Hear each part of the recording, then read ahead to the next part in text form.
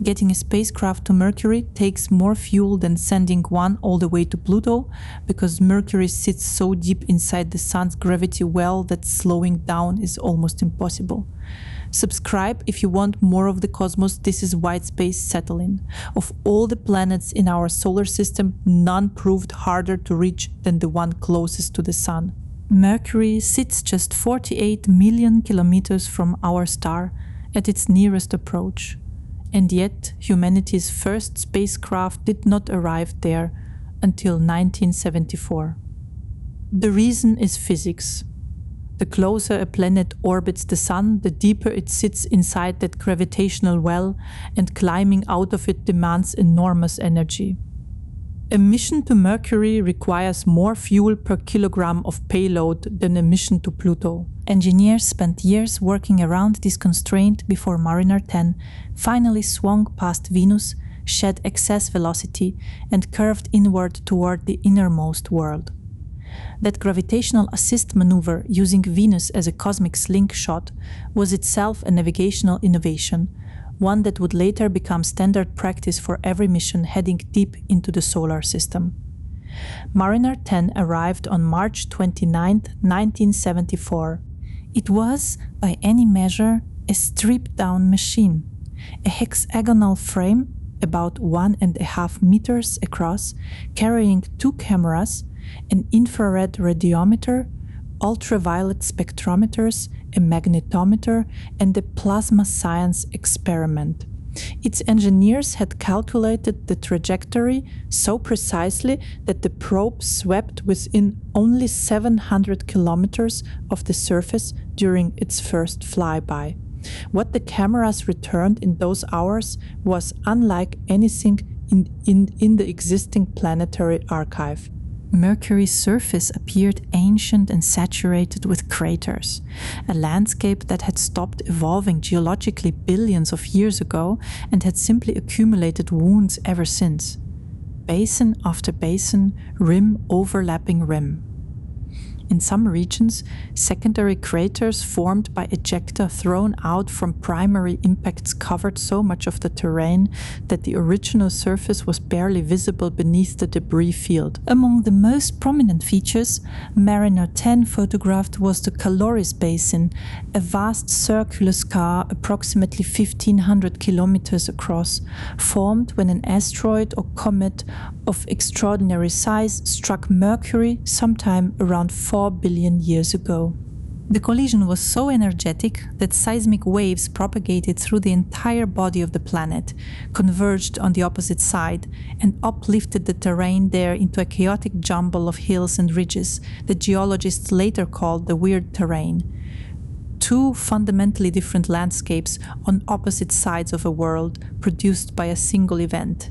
That is the scale of violence the early solar system was capable of.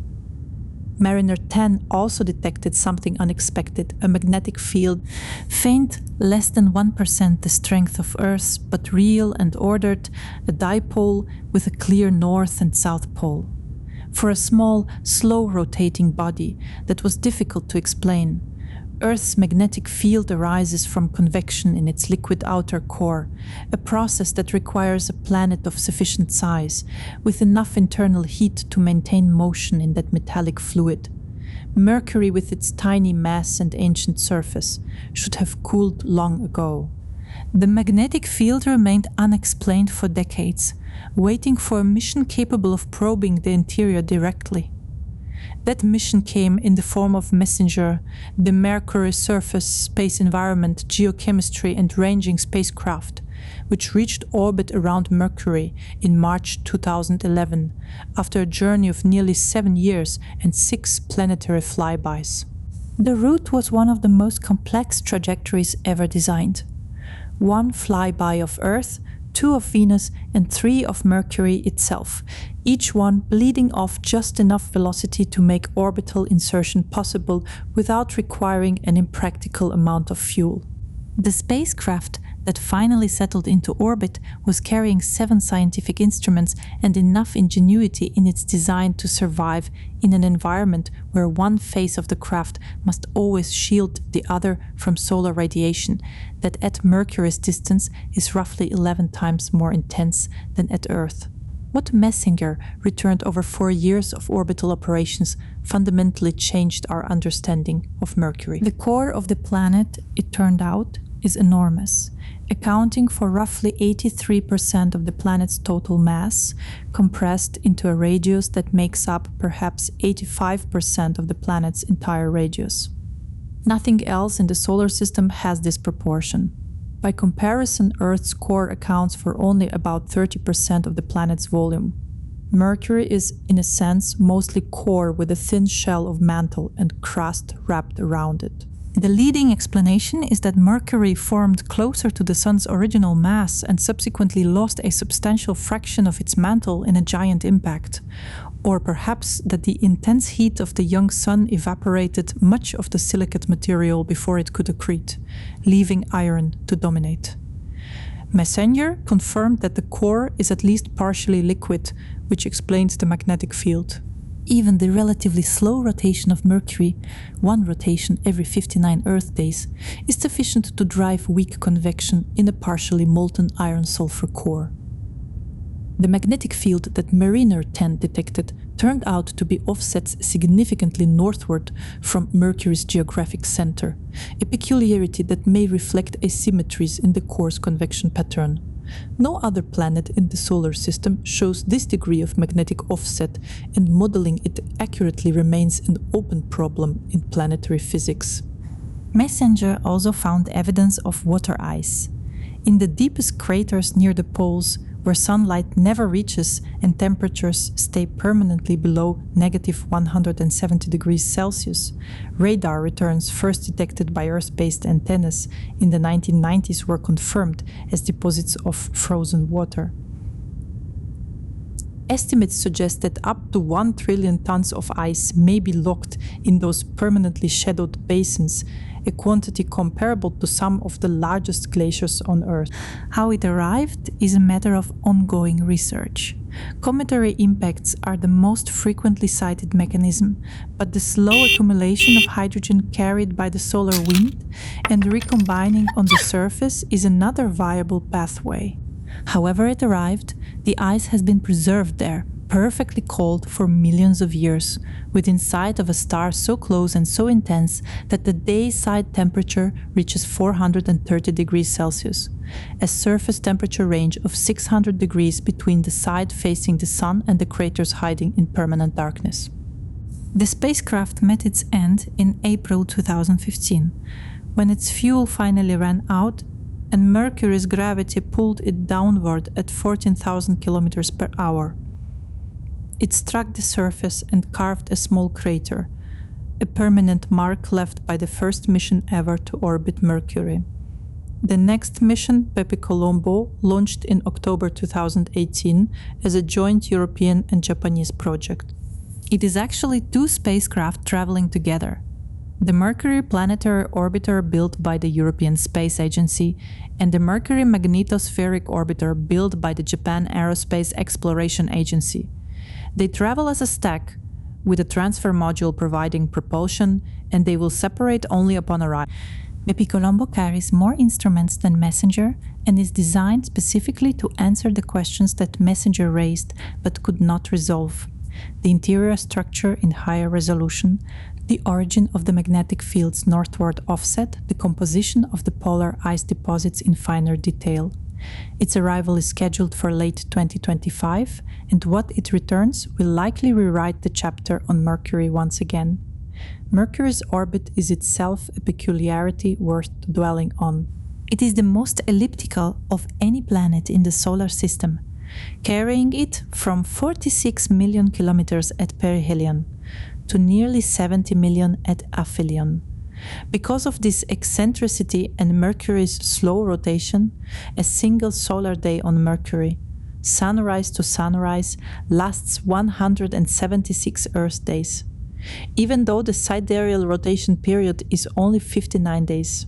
An observer standing on Mercury would watch the sun rise, slow to a halt, briefly reverse direction, then resume its arc across the sky. This apparent retrograde motion of the sun, visible only from certain longitudes and only near perihelion, is a consequence of the orbital velocity briefly exceeding the rotational velocity. No other planet in the solar system offers this particular phenomenon. Navigating to a target like Mercury or anywhere in the solar system is itself a discipline that has evolved through decades of incremental refinement. The earliest spacecraft carried no orientation sensors at all. They tumbled freely through space, transmitting signals in all directions and hoping that some fraction of that signal would reach Earth. Gradually, engineers developed methods to give spacecraft a fixed reference frame. Sunlight was the first and most obvious tool. A simple photosensor pointed at the sun could establish one axis of orientation. The principle is straightforward. Sunlight falling on a photosensitive element generates a signal proportional to the angle of incidence. By tracking that angle, the spacecraft can maintain a known relationship between its body and the direction of the sun, reliable, inexpensive, and effective at any distance where the sun remained bright enough to dominate the sensor's field of view. But one axis is not enough. To establish a complete three-dimensional orientation, a second reference point is required. For low Earth orbit missions, engineers initially turned to Earth's own infrared emission. The planet radiates heat relatively uniformly across both its day and night hemispheres in the thermal infrared band, making it a consistent reference even in darkness. Sensors scanning the horizon could determine the direction of local vertical. At low altitudes, separate sensor designs were needed for different orbital heights, because the geometry of the horizon changes with distance. Accuracy was reasonable around 1 arc minute, sufficient for many applications, but limited to Earth's vicinity. For deep space missions, a second point became the star Canopus, the second brightest star in the sky, and conveniently positioned far from the ecliptic plane, reducing the risk of confusion with planets or other bright objects. The first spacecraft to use a star tracker for navigation was Mariner 4, launched toward Mars in 1964. In the early weeks of the mission, the sensor repeatedly lost lock on Canopus, confused by a piece of paint chip tumbling alongside the spacecraft and catching sunlight. Engineers on the ground worked through the problem systematically, adjusting the tracker's brightness threshold until it could distinguish the actual star from the debris. The mission continued and returned the first close-up photographs of another planet. In the decades since, gyroscopes became indispensable for attitude determination between sensor updates. A gyroscope measures the rate of rotation around an axis, integrate those rates over time, and you obtain the accumulated change in orientation. The problem is that gyroscopes drift. Small mechanical imperfections or electromagnetic noise introduce errors that accumulate. A gyroscope operating continuously for weeks without correction will gradually diverge from reality. The solution is a hybrid system. Gyroscopes provide high-rate, short-term attitude information, while star trackers and sun sensors provide periodic corrections to reset the accumulating error. This pairing defines most spacecraft attitude control systems operating today. Magnetometers offered another approach for spacecraft operating in Earth's magnetosphere. The magnetic field of Earth is reasonably well mapped, and a spacecraft that knows its position can predict the field direction it should be measuring. By comparing the measured field to the prediction, the spacecraft can calculate its orientation around the field direction. One axis, less precise than star trackers, but simple, cheap, and requiring no moving parts. Beyond about 10,000 kilometers altitude, Earth's magnetic field becomes too weak and too variable for this technique to work reliably. Accelerometers filled a different role. Where gyroscopes measure rotation rate, accelerometers measure linear acceleration, the forces acting on the spacecraft due to thruster firings, atmospheric drag in low orbits, or other perturbations. Integrated twice, an accelerometer's output yields a change in position. Combined with gyroscopes and the precise initial state, an accelerometer array can propagate the spacecraft's position and velocity forward through time without any external reference, a technique called inertial navigation. The limitation is the same as with gyroscopes. Errors accumulate. Without periodic corrections from an external source, the position estimate drifts away from reality at a rate that increases with time. Modern star trackers are fundamentally different from the single star trackers used on Mariner 4. They use imaging arrays, essentially astronomical cameras, and onboard catalogs of thousands of stars. When pointed at any patch of sky, they identify the star field in their view, compare it against the catalog, and calculate orientation to within a fraction of an arcsecond. They require no prior course alignment, no designated reference stars, and function at any orbital altitude from low Earth orbit to the outer solar system. The price is higher, both in cost and in sensitivity to stray light, but the precision they offer is unavailable by any other method, which is why they appear on virtually every high-precision scientific mission launched in the past 2 decades. Looking further ahead, researchers are developing navigation systems based on pulsars, rotating neutron stars that emit beams of radiation with a regularity that rivals atomic clocks. Pulsars spin at extraordinarily stable rates, and the arrival time of their pulses at any point in the solar system can be predicted with great precision. A spacecraft equipped with an X-ray detector capable of measuring those arrival times from several different pulsars simultaneously could, in principle, triangulate its own position to within a few kilometers anywhere in the solar system without relying on a radio link to Earth. The NICER instrument aboard the International Space Station demonstrated the concept in 2017, determining the station's orbital position to within 5 kilometers while moving at 27,000 kilometers per hour. Scaling this technology for deep space beyond the range of Earth's deep space network, in regions where communication delays stretch to hours, represents one of the more promising directions in autonomous spacecraft navigation. The navigation problem is a specific example of a broader challenge. How do we extend human reach into a solar system that by any practical measure is vast? Neptune, the outermost planet, sits 4.5 billion kilometers from the Sun.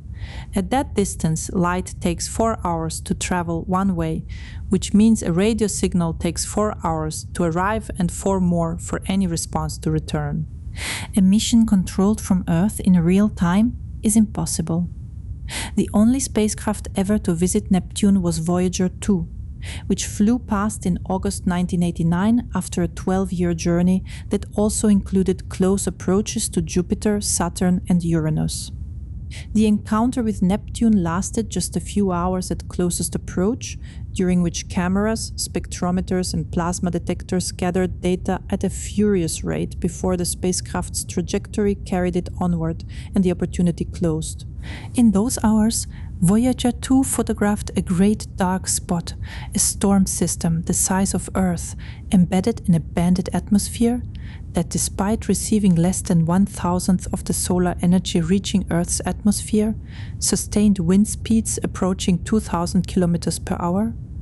The mechanism driving those winds is not fully understood. One leading hypothesis suggests that the extreme cold at cloud level reduces atmospheric viscosity enough that temperature-driven circulation becomes unusually efficient. Another invokes internal heat. Neptune radiates about 2.5 times more energy than it receives from the Sun, and that internal heat source may be driving convection at depths below what any camera can see, feeding energy into the wind patterns above.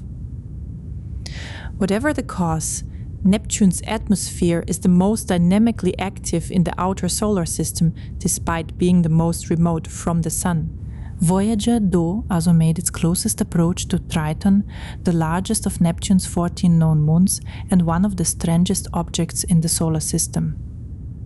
Triton orbits Neptune in the opposite direction to the planet's rotation, a retrograde orbit that immediately signals a captured body rather than one that formed alongside Neptune. The most probable origin is the Kuiper belt, the vast disk of icy bodies beyond Neptune's orbit, from which comets and distant minor planets originate. At some point in the solar system's early history, Triton wandered too close to Neptune, lost enough energy through tidal interactions or gravitational perturbations to be captured, and has been slowly spiraling inward ever since. The tidal heating generated by this orbital evolution, combined with Neptune's tidal stresses, has kept part of Triton's interior warm enough to drive a form of geological activity unique in the outer solar system. Voyager 2 photographed dark streaks on Triton's surface, the frozen remnants of geysers that had erupted through the nitrogen ice crust, carrying dark carbon-based material high into the tenuous atmosphere before depositing it downwind in elongated plumes. The surface temperature is negative 235 degrees Celsius, making Triton one of the coldest objects ever measured in the solar system. Yet beneath that frigid surface, tidal heating may maintain a subsurface ocean of liquid water, placing Triton among the growing list of outer solar system bodies, where conditions could theoretically support life. Triton will eventually cross within the Roche limit of Neptune, the distance at which tidal forces exceed the strength of the Moon's own gravity, and will be torn apart, scattering debris that may eventually form a ring system comparable to Saturn's. This will happen in approximately 3.5 billion years, a timeline that places no urgency on the calculation. Planning a return mission to Neptune is constrained not only by the distances involved, but by a resource problem. Plutonium-238 radioisotope thermoelectric generators, which convert the heat released by nuclear decay directly into electricity, are the only viable power source for spacecraft operating beyond the orbit of Jupiter. Solar panels at Neptune's distance receive so little sunlight, less than 1/1000th of what reaches Earth, that they would need to cover an area the size of a football field to power even modest instruments. The Cassini mission at Saturn required about 33 kilograms of plutonium-238 in its 3 generators. A mission to Neptune would need comparable amounts. The United States stopped producing plutonium-238 for space applications in 1988 and did not restart production until 2015. Output since the restart has been measured in grams per year. The cumulative inventory available for space missions is at present insufficient to equip a mission of Cassini's scale. Until that inventory grows substantially, the choice of which missions fly and which do not is as much a question of isotope supply as of scientific priority. Closer to home, the Moon remains the most accessible and most debated destination in the solar system. Human beings last walked on its surface in December 1972. In the 5 decades since, robotic missions from the United States, Russia, Europe, China, Japan and India have refined our picture of a world far more complex than it appeared during the Apollo era. The crust is asymmetric, thicker on the far side, thinner beneath the near side Maria, the dark volcanic plains visible to the naked eye. Gravity mapping by the Grail mission in 2012 revealed an interior so thoroughly fractured by ancient impacts that the upper crust has more empty space than solid rock in some regions. Ancient volcanic channels called rilles wind across the surface. Some appear to connect to subsurface tubes that may have been formed by lava flows, draining away and leaving a roof behind. Similar to lava tubes in Hawaii, but on a much larger scale. The polar regions of the Moon have become a particular focus since the 1990s, when radar observations from Earth and early orbital missions first suggested the presence of ice in permanently shadowed craters. The L-Cross mission confirmed this in 2009 by deliberately crashing a spent rocket stage into the Cabeus crater near the South Pole and analyzing the debris plume, which contained unmistakable spectral signatures of water ice. Estimates of the total ice inventory in permanently shadowed regions range from hundreds of millions to perhaps 1 billion metric tons, a resource of profound significance for any sustained human presence on the surface. The case for returning is rooted partly in science and partly in logistics. The Moon's lower gravity, 1/6 of Earth's, reduces the energy required to launch mass off the surface by a factor of more than 20 compared to launching from Earth. A propellant production facility on the Moon, using electrolysis to split water ice into hydrogen and oxygen, could supply fuel for missions departing toward Mars or the asteroids without requiring that fuel to be lifted out of Earth's far deeper gravity well. The energy cost of reaching lunar orbit from the Moon's surface is roughly 20 times lower than the energy cost of reaching the same orbit from Earth's surface. This arithmetic makes the Moon potentially valuable not as a destination in itself, but as a waypoint, a staging ground for the rest of the solar system. Helium-3, a rare isotope deposited in the lunar regolith by the solar wind over billions of years, at concentrations of roughly 10 parts per billion by mass, has been proposed as a fuel for fusion reactors.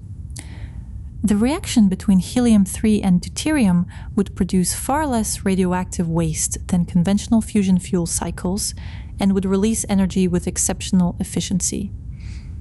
The total inventory of helium-3 in the lunar regolith has been estimated at around 1 million metric tons. Whether this resource ever justifies a mining operation depends entirely on whether controlled fusion becomes technically and commercially viable, a question that has been pending for more than 70 years and may not be resolved for decades more. Beyond the Moon, the outer solar system offers worlds that have been glimpsed only briefly or not at all. Pluto, visited by New Horizons in July 2015 after a 9.5-year journey covering nearly 5 billion kilometers, turned out to be geologically active, an unexpected finding for a body so cold, so small and so remote that most planetary scientists had expected something frozen and inert. The images returned by the spacecraft's long-range reconnaissance imager over the days surrounding closest approach revealed a world of extraordinary variety. The heart-shaped plain, now officially named Tombaugh Regio after the astronomer who discovered Pluto in 1930, dominates the equatorial region. Its western lobe, Sputnik Planitia, is a vast basin of nitrogen ice approximately 1,000 kilometers across, sitting roughly 3 kilometers below the surrounding highlands. The nitrogen ice is not static. Convection cells, driven by a small amount of internal heat, circulate slabs of ice across the surface on timescales of thousands of years, slowly erasing craters and maintaining a surface that is geologically recent by solar system standards.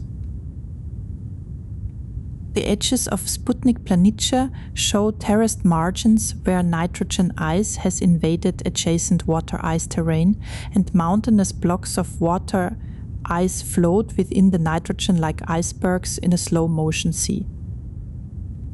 At the margins of Tombaugh Regio, mountains of water ice rise 3,000 meters above the surrounding plains. Water ice at Pluto's surface temperature behaves as a structural material, as rigid as rock at negative 230 degrees Celsius, and these mountains appear to be blocks of water ice that have been uplifted by some combination of geological processes that are not yet fully characterized. Methane ice and nitrogen ice, by contrast, are soft and flow readily. So the rigid topography of these mountains must be composed of the harder material. The atmosphere of Pluto surprised mission scientists in its extent and structure. Before the flyby, atmospheric models predicted a relatively simple structure. What New Horizons measured as it passed through Pluto's shadow was a multi-layered haze extending hundreds of kilometers above the surface, far higher than the models suggested. The haze layers form through photochemical reactions driven by ultraviolet sunlight acting on nitrogen and methane, producing complex organic compounds that gradually settle to the surface and contribute to the reddish coloration seen in certain regions of the terrain. A thin atmosphere was expected. The complexity of its vertical structure was not. Charon, Pluto's largest companion, proved equally surprising. With a diameter of about 1,200 kilometers, roughly half of Pluto's. Charon is large enough relative to its primary, that the two bodies orbit a common center of mass that lies outside Pluto itself, making them in the technical sense a double dwarf planet rather than a planet and moon. The surface of Charon is dominated by water ice, rather than the nitrogen and methane ices that cover Pluto. A vast canyon system stretches across Charon's equatorial region, longer and deeper than the Valles Marineris on Mars. The North Polar region is stained a deep reddish-brown by tholins, complex organic molecules that appear to have been produced on Pluto and transported to Charon's pole, where the colder temperatures trapped them permanently. This makes Charon the only moon in the solar system known to derive surface material from its companion, rather than from its own geological processes. After the Pluto flyby, New Horizons continued deeper into the Kuiper belt. In January 2019, it flew past an object then called 2014 MU69 and now officially named Arrokoth, a contact binary, two lobes of reddish material gently pressed together in the most pristine collision ever documented. Arrokoth formed about 4.5 billion years ago and has been preserved in the deep cold ever since, disturbed by almost nothing. The two lobes appear to have accreted separately in close proximity, slowly spiraling together under their mutual gravity in a process called pebble accretion, a mechanism that may explain how many small bodies in the outer solar system formed. The data from that encounter, still being analyzed years later, provides the clearest window yet into the conditions of the early solar nebula. Uranus presents a different set of puzzles. It rotates on an axis tilted 98 degrees to its orbital plane, which means it effectively rolls through space on its side, with each pole spending about 42 years in continuous daylight followed by 42 years of continuous darkness.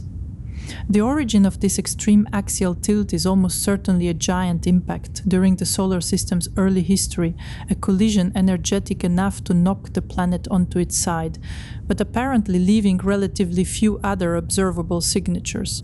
One consequence of the tilt is that the poles receive more solar energy over the course of a complete orbit than the equator does.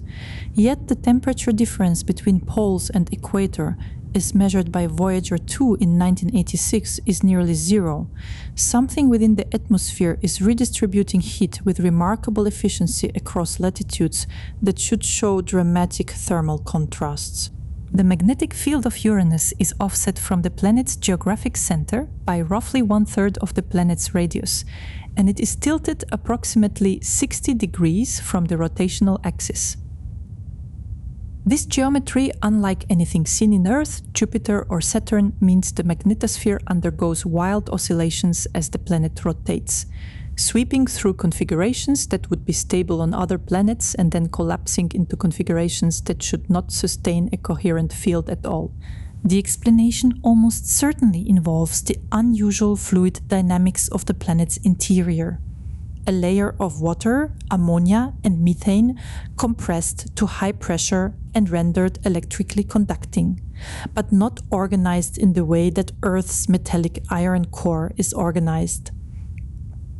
The details remain out of reach without an orbiting spacecraft carrying magnetometers designed to map the field in 3 dimensions over extended periods.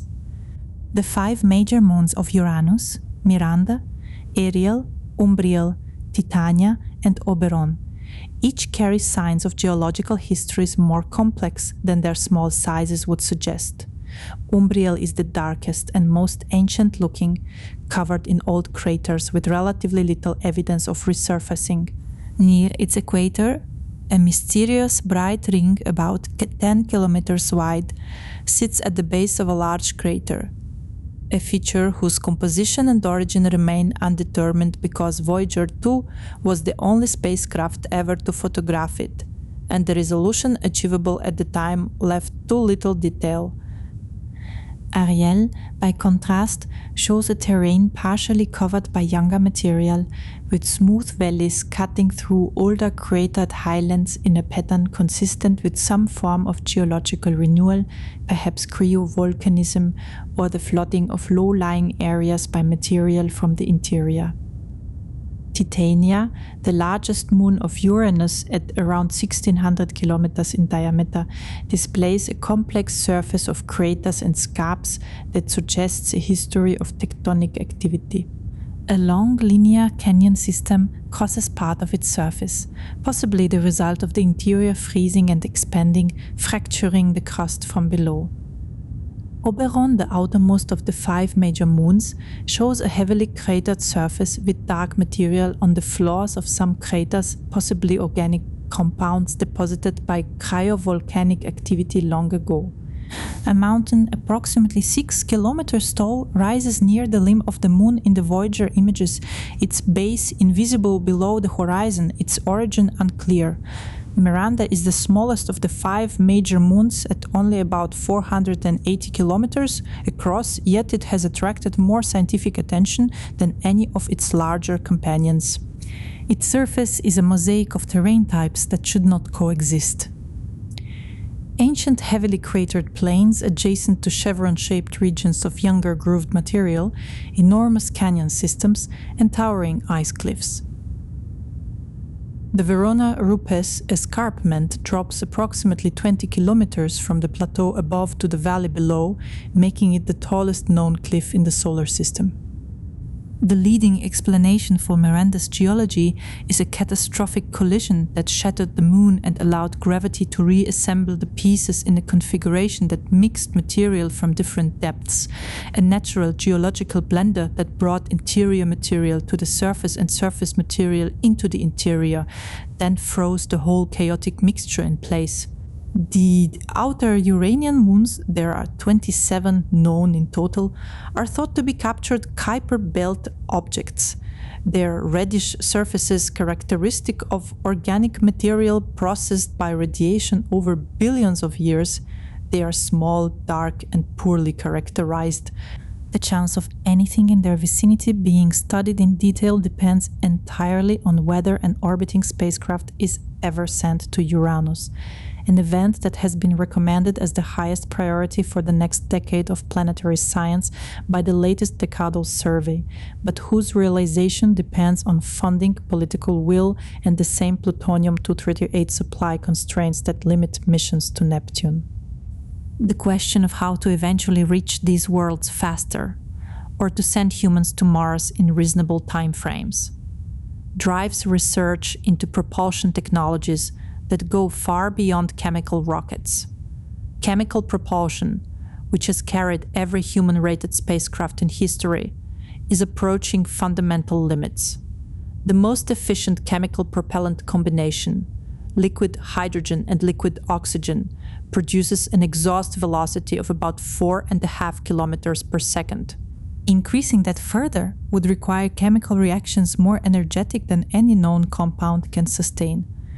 The physics is clear: to go significantly faster without carrying impractical quantities of fuel, the exhaust velocity must increase dramatically, and that requires an energy source other than chemistry. Nuclear thermal engines, which heat propellant by passing it through a fission reactor rather than by combustion, offer exhaust velocities roughly twice those of the best chemical systems. The propellant, typically liquid hydrogen, is pumped through channels in a reactor core, heated to temperatures far beyond what a combustion chamber can sustain, and expelled through a nozzle. The reactor's energy release is limited only by the material's ability to withstand the temperature and radiation, not by the energy density of a chemical reaction. The United States ran an extensive nuclear thermal propulsion program called NERVA in the 1960s and early 1970s, testing engines on the ground in Nevada and demonstrating stable operation for hours. The program was cancelled before any engine flew in space, but the engineering knowledge remains. Current development programs in the United States, Russia and elsewhere are revisiting nuclear thermal propulsion as the most mature near-term option for reducing Mars transit times from 6 to 9 months down to roughly 3 to 4 months, a reduction significant enough to substantially lower the radiation dose received by the crew during the journey. Ion drives represent a different approach, one that has already flown on multiple missions. Where chemical and nuclear thermal engines generate thrust by ejecting hot gas, ion drives eject charged particles accelerated by electric fields. The propellant, typically xenon, is ionized by a stream of electrons, and the resulting ions are accelerated to exhaust velocities of 20 to 60 kilometers per second, 10 to 15 times higher than chemical rockets. The trade-off is thrust. Ion drives produce forces measured in hundreds or thousands of a newton. Far too little to lift a spacecraft off a planetary surface, and far too little to accelerate a large spacecraft quickly. But given months or years of continuous operation, powered by solar panels or a nuclear reactor, an ion drive can accelerate a spacecraft to speeds no chemical engine could match without requiring the enormous propellant mass that would otherwise be needed. The Dawn spacecraft, which orbited the asteroid Vesta from 2011 to 2012 and the dwarf planet Ceres from 2015 to 2018, demonstrated this capability convincingly. Dawn carried 3 ion engines, each producing a thrust of about 90 millinewtons. Over the course of the mission, the engines accumulated more than 5.5 years of operation time, changing the spacecraft's velocity by more than 11 kilometers per second, more delta V than any previous planetary mission had achieved with chemical propulsion. The ability to orbit 2 separate bodies in the asteroid belt using a single spacecraft was only possible because of the efficiency of the ion drive. Plasma drives extend the ion drive concept by raising the energy of the exhaust further, heating ionized gas to temperatures of millions of degrees rather than merely accelerating cold ions with electric fields.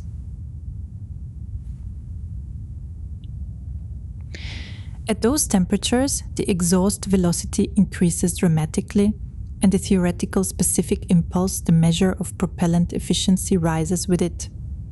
The challenge is containment. Plasma at millions of degrees will destroy any material it touches. The only solution is magnetic confinement, using precisely shaped magnetic fields to prevent the plasma from contacting the engine walls.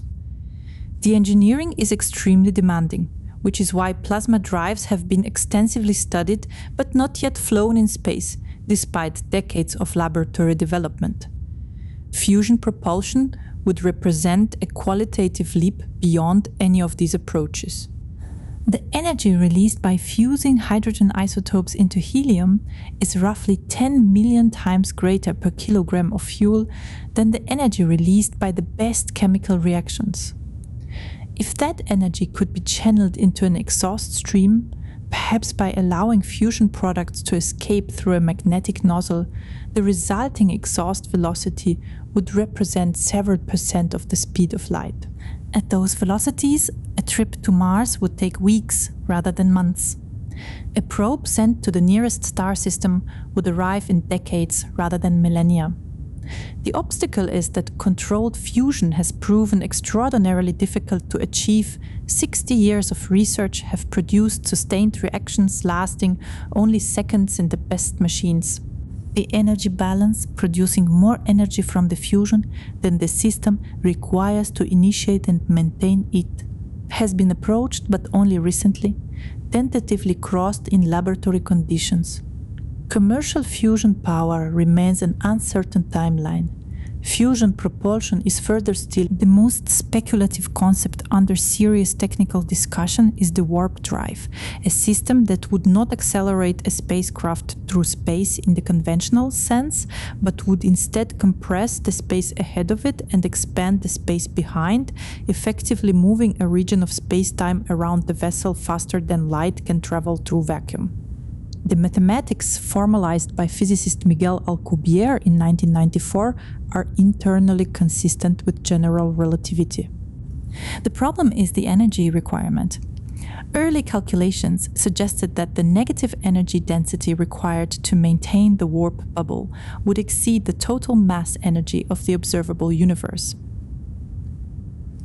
More recent analyses have proposed modified geometries that reduce this requirement dramatically to levels that are still enormous but no longer obviously infinite. Experimental groups have attempted to produce and detect space-time effects using high-intensity electromagnetic fields, so far without confirmed results.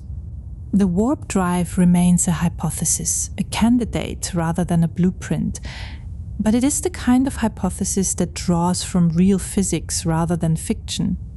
Each of these propulsion technologies carries a different timeline, a different set of engineering obstacles, and a different relationship to the physics that governs what is and is not possible. What they share is a dependence on choices made now. Which research to fund, which windows to use, which questions to prioritize.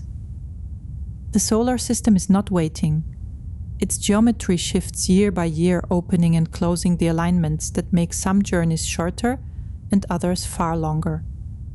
Launch windows to Neptune close and will not reopen for decades. The ice on Mercury exists now, has existed for millions of years, and will continue to exist.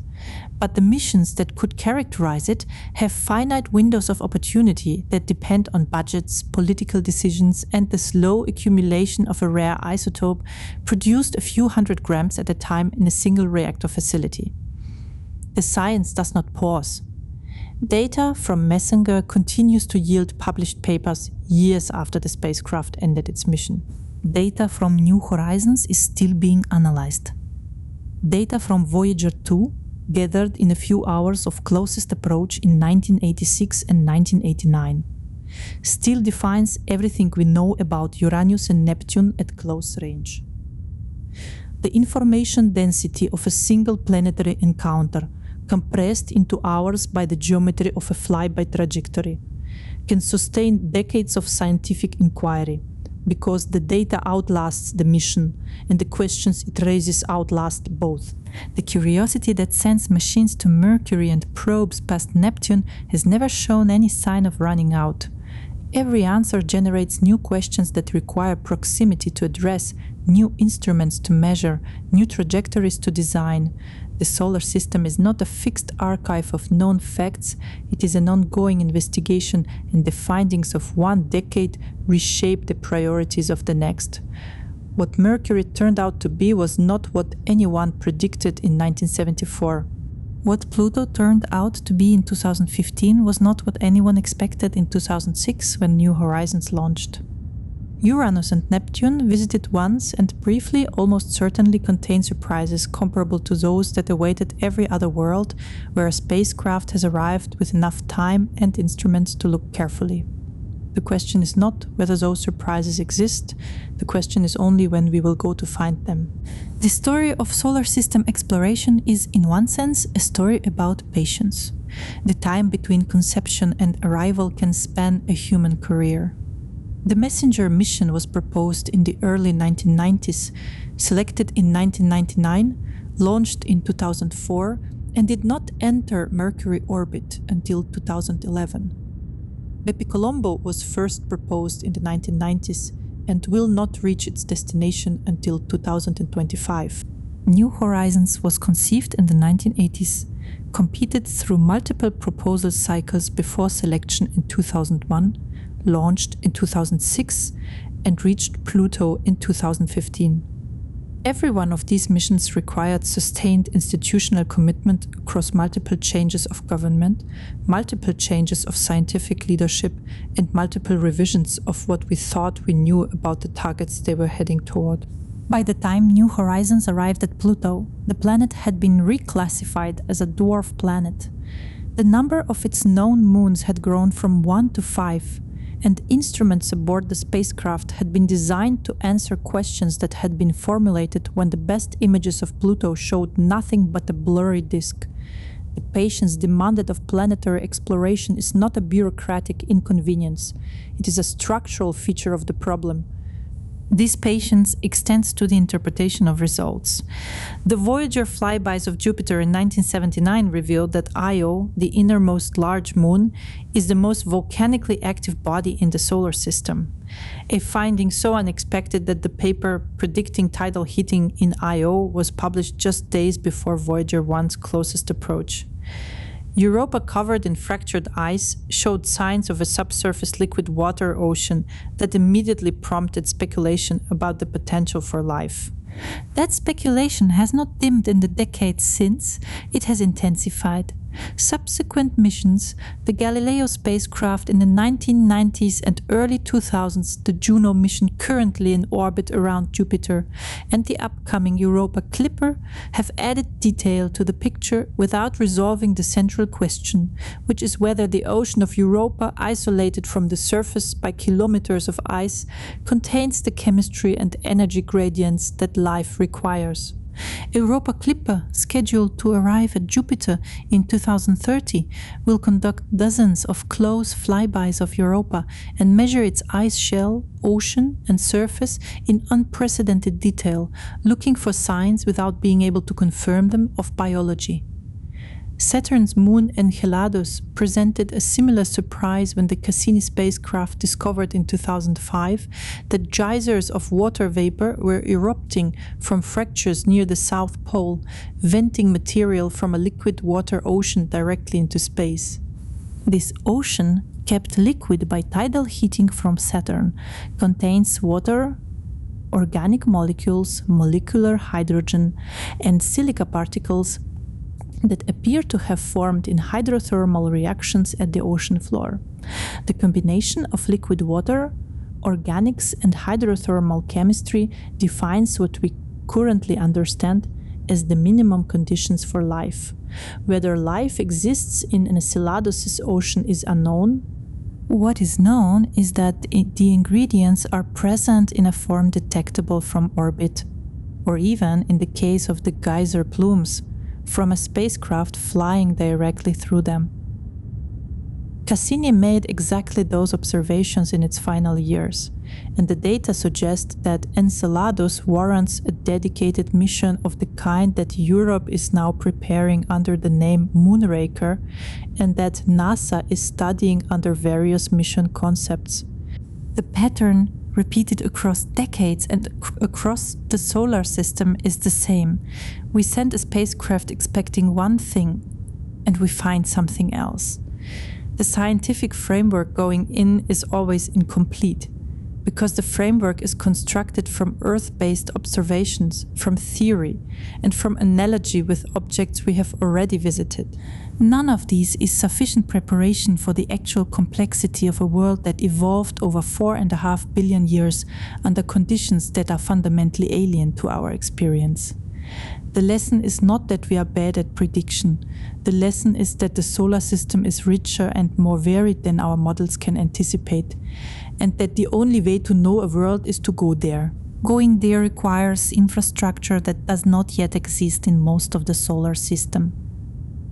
Propulsion gets a spacecraft from Earth to its destination, but maintaining communication over interplanetary distances requires a network of large radio antennas distributed around Earth's surface, the Deep Space Network operated by NASA's Jet Propulsion Laboratory, with stations in California, Spain, and Australia. These antennas, some of them 70 meters across, are the thread connecting every active deep space mission to the teams on the ground.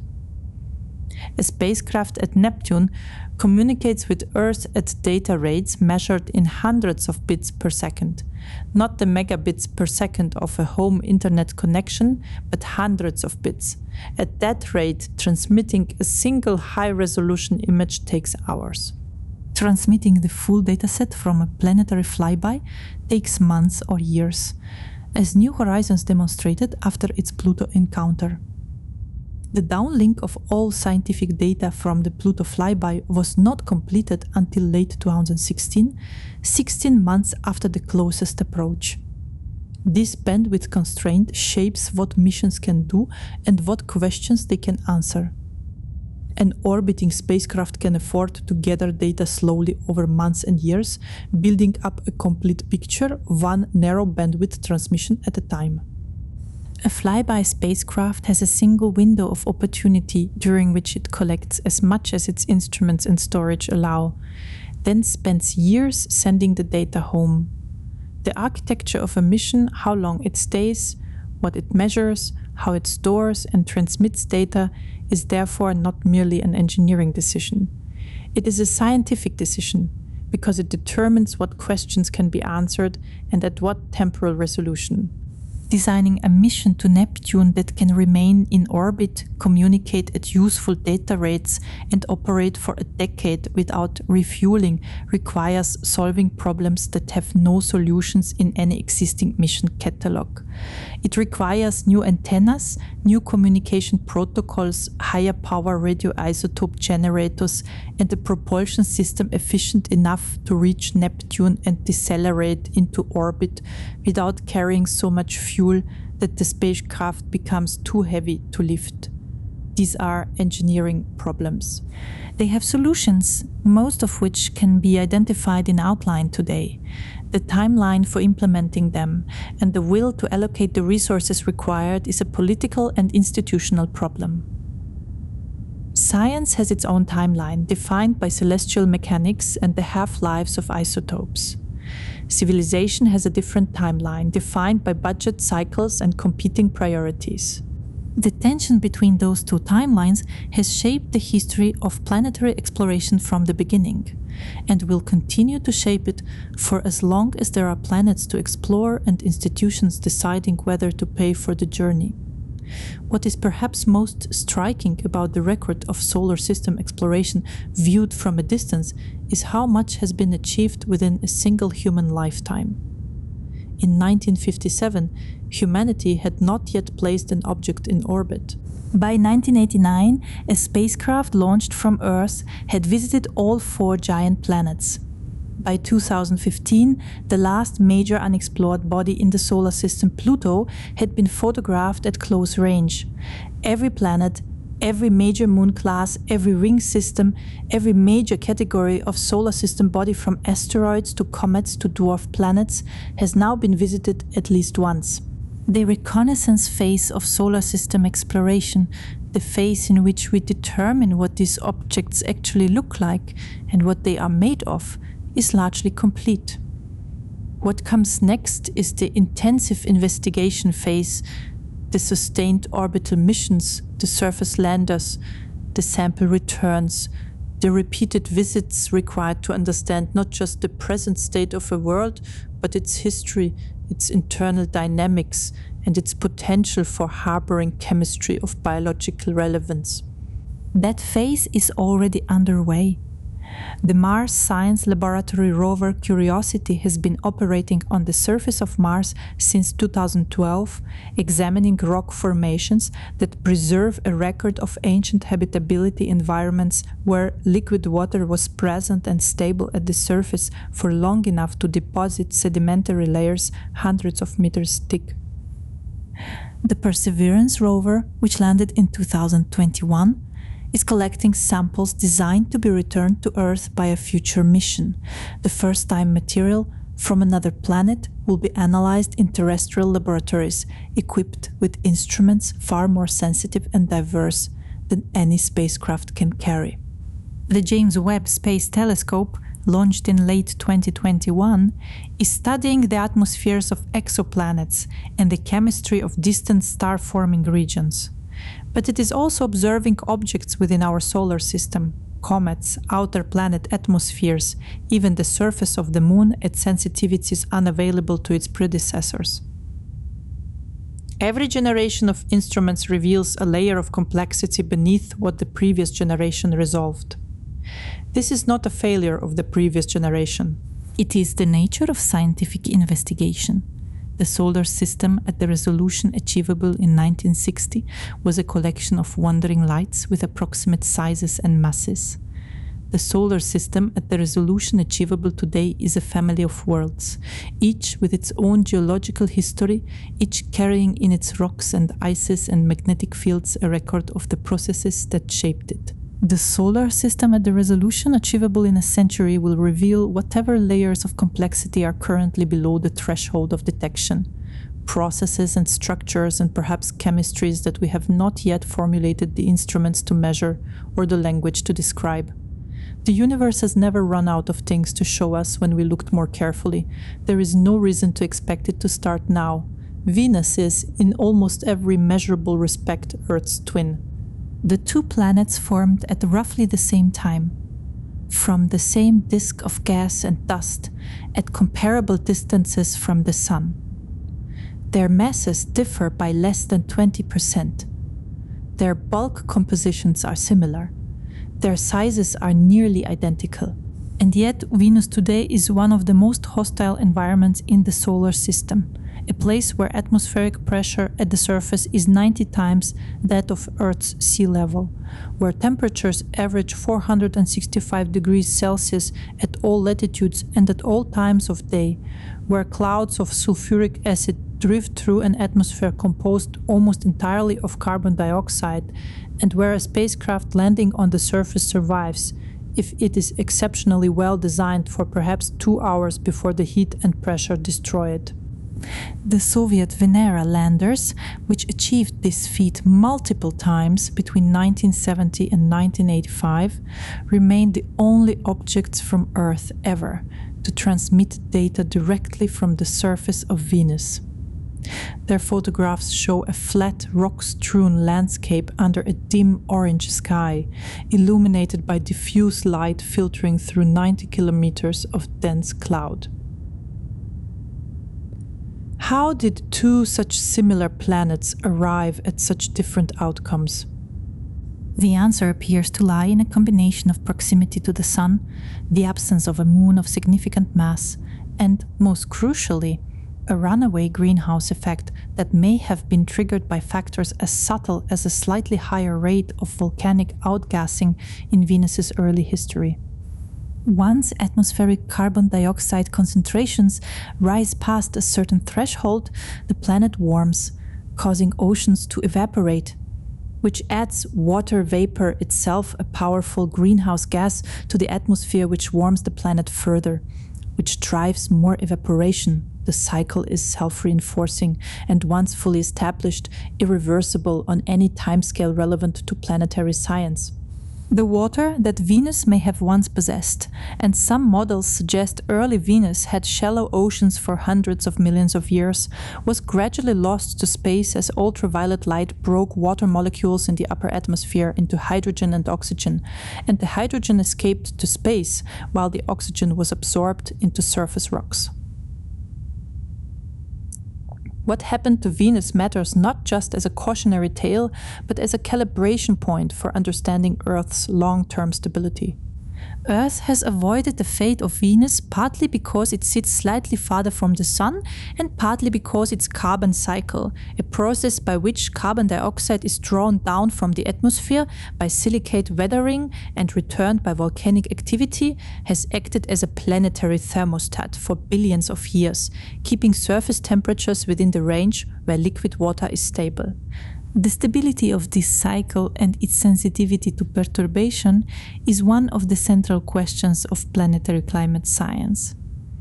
Venus also poses a geological puzzle. Its surface, as mapped by the Magellan spacecraft in the early 1990s using radar that could penetrate the opaque clouds, shows a landscape shaped almost entirely by volcanism and tectonics, but a form of tectonics fundamentally different from Earth's.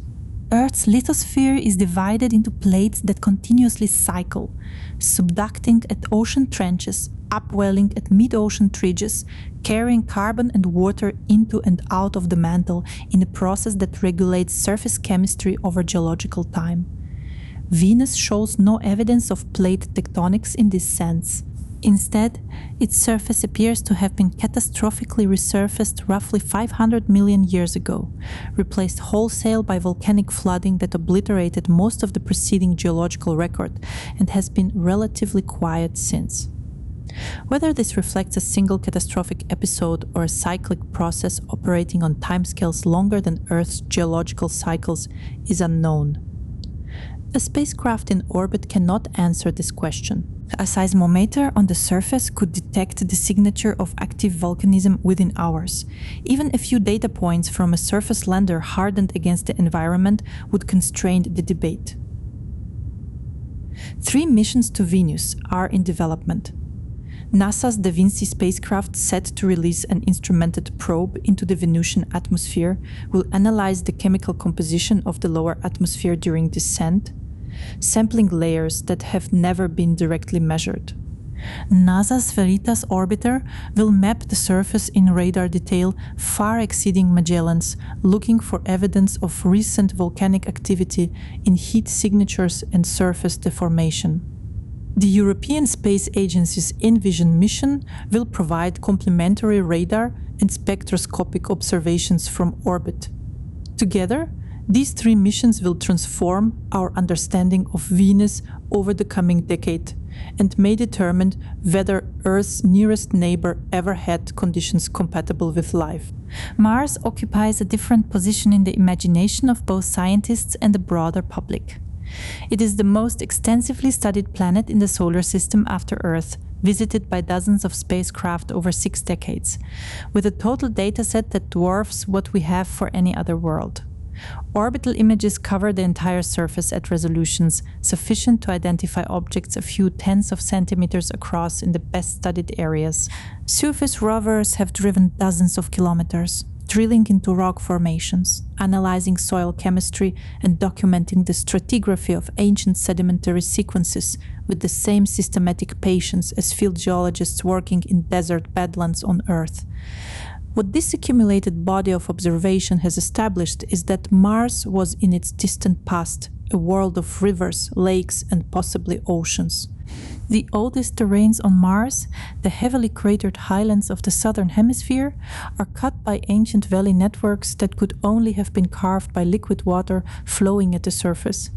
Impact craters in these regions contain layered sedimentary deposits, deltas, and shoreline features consistent with sustained lacustrine environments. The Gale crater, explored by the Curiosity rover since 2012, preserves a vertical section through more than 5 kilometers of sedimentary rock, representing hundreds of millions of years of geological history. Within that section, Curiosity has documented repeated cycles of lake formation and drying, each leaving behind mineral assemblages that indicate the water chemistry was at times well within the range that life on Earth can tolerate. The mystery is what happened. Mars lost its magnetic field probably within the first billion years of the solar system's history, as its small interior cooled too rapidly to sustain the convective dynamo that Earth still operates. Without a magnetic field, the solar wind, the continuous stream of charged particles from the Sun, was able to strip the Martian atmosphere molecule by molecule. Over billions of years, atmospheric pressure fell from values that may have supported liquid water at the surface to the current level of about 600 pascals, less than 1% of Earth's surface pressure. As atmospheric pressure fell, the boiling point of water fell with it. Surface water became unstable, lakes evaporated, rivers dried. The climate transition may have been gradual, playing out over hundreds of millions of years, or it may have been episodic, punctuated by large volcanic eruptions that briefly restored surface habitability before the atmosphere was stripped away again. Whether life arose during the wet period and whether anything survived into the dry period is the central question driving Mars exploration. The Perseverance rover, operating in Jezero crater since February 2021, is systematically collecting rock cores from sedimentary formations that appear to have been deposited in an ancient river delta. These cores, stored in sealed titanium tubes on the Martian surface, are the targets of a future sample return campaign that will bring them to Earth laboratories equipped with instruments capable of detecting biosignatures, isotopic ratios, molecular patterns, morphological structures that cannot be replicated by any instrument currently small enough to fly on a spacecraft. The analytical tools that would settle the question of Martian life require a university basement and a team of specialists, not a payload constrained to tens of kilograms. The surface of Mars also contains the solar system's most extreme topography, Olympus Mons. The largest volcano in the solar system rises 22 kilometers above the surrounding plains and stretches 600 kilometers across at its base. It is tall not because Mars is more volcanically active than Earth, but because Mars lacks plate tectonics. On Earth, a volcanic hotspot produces a chain of islands as the plate moves over it. The Hawaiian island chain is the classic example. On Mars, the plate does not move, and the volcanic material accumulates in one place over billions of years, building a structure far beyond anything plate tectonics permits. The Valles Marineris Canyon system, stretching 4,000 kilometers along the Martian equator at widths up to 700 kilometers and depths of 7 kilometers, dwarfs the Grand Canyon by every measure. It formed not by river erosion, but by tectonic rifting, the crust pulling apart along ancient fault lines, and by the collapse of surface material into subsurface voids. The atmosphere of Mars, thin as it is, still drives weather. Dust devils traverse the plains daily, visible in rover images as tall spiraling columns. Regional dust storms periodically grow into global events that encircle the entire planet and persist for months, reducing sunlight at the surface to levels that threatened the operation of solar-powered rovers and ultimately ended the mission of the Opportunity rover in 2018 when its batteries could no longer be recharged. The dust itself carries information about Mars's geological past, mineral composition, grain size, and isotopic ratios all preserve records of ancient environments that can be read if the measurements are precise enough. Jupiter, 5 times farther from the Sun than Earth, is in a category of its own, with a mass 2.5 times greater than all other planets in the solar system combined. Jupiter dominates the dynamics of the entire system. Its gravity sculpted the asteroid belt, preventing a planet from forming there. It deflects long-period comets on hyperbolic trajectories that would otherwise send them into the inner solar system far more frequently. It may have migrated inward during the early solar system, sweeping through the asteroid belt and scattering its contents, before migrating back outward, under the gravitational influence of Saturn, a scenario called the Grand Tack hypothesis that, if correct, would explain why Mars is so small and why the asteroid belt contains so little mass. Jupiter is less a planet than a gravitational fact of life, the organizing principle around which the rest of the system arranges itself. Jupiter's atmosphere is a spectacle visible even through a small telescope. The Great Red Spot, a storm system that has persisted for at least 350 years and possibly much longer, is an anticyclone larger than Earth, sustained by the temperature gradient between the warmer upper atmosphere and the cooler interior. Juno, which entered orbit around Jupiter in July 2016, has revealed that the banded structure of Jupiter's atmosphere extends far deeper than previously understood, at least 3,000 kilometers below the visible cloud tops, where pressures are high enough that the distinction between gas and liquid becomes meaningless. The jet streams that drive the banded appearance are anchored to deep circulation patterns that likely extend to the planet's interior in ways that remain poorly constrained. Beneath its atmosphere, Jupiter transitions gradually from hydrogen gas to liquid hydrogen, and then at depths of perhaps 10,000 kilometers to metallic hydrogen, a state of matter in which hydrogen atoms are so compressed that their electrons become free to conduct electricity. This metallic hydrogen layer, rotating with the planet, drives Jupiter's powerful magnetic field. The largest planetary magnetic field in the solar system, 14 times stronger than Earth's at the cloud tops and extending outward to nearly 5 million kilometers from the planet's center. This magnetosphere envelops all 4 Galilean moons, creating an environment of intense radiation that makes surface exploration of Europa and Ganymede a significant engineering challenge. Io, the innermost Galilean moon, is the most volcanically active body in the solar system, sustaining hundreds of active volcanic centers simultaneously. The heat driving this activity comes not from the decay of radioactive isotopes, as is the case for most geological activity in the solar system, but from tidal forces. Io is caught in a gravitational resonance with Europa and Ganymede, which keeps its orbit slightly elliptical, and the variation in Jupiter's gravitational pull as Io moves closer and farther during each orbit flexes the moon's interior, generating enormous amounts of heat. This heat escapes through the surface so efficiently that Io has no permanent ice deposits anywhere, not even in permanently shadowed craters near the poles. The sulfur compounds ejected by its volcanoes give Io a color palette unlike any other object in the solar system: yellow, orange, red, white, and black, the colors of sulfur in its various molecular forms at different temperatures.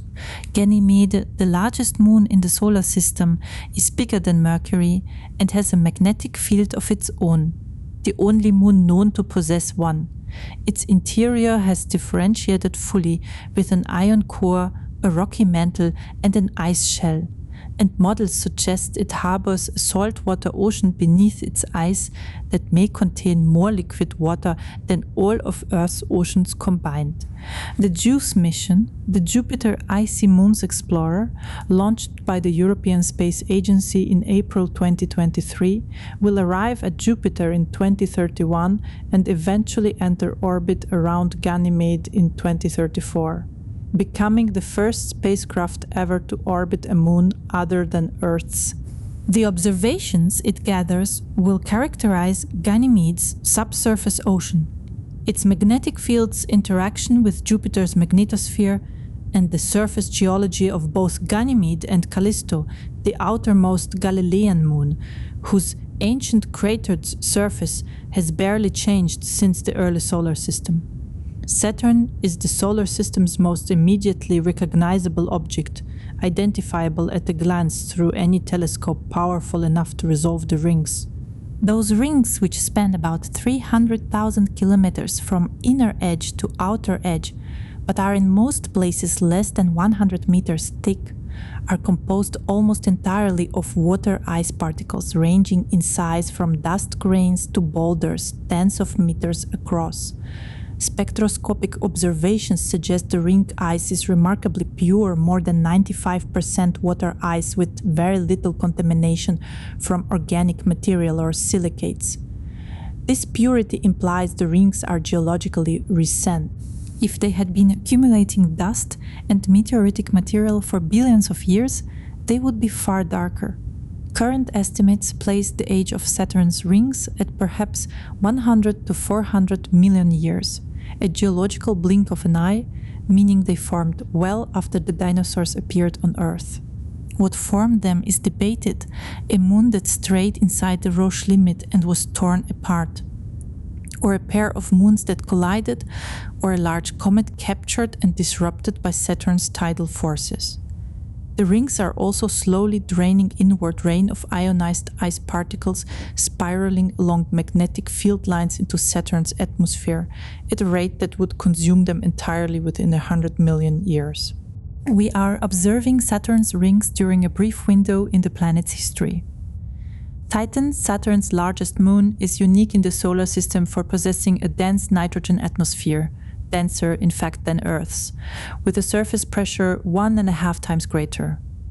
Titan's atmosphere contains methane, which is continuously broken down by ultraviolet light in the upper atmosphere and must therefore be continuously replenished.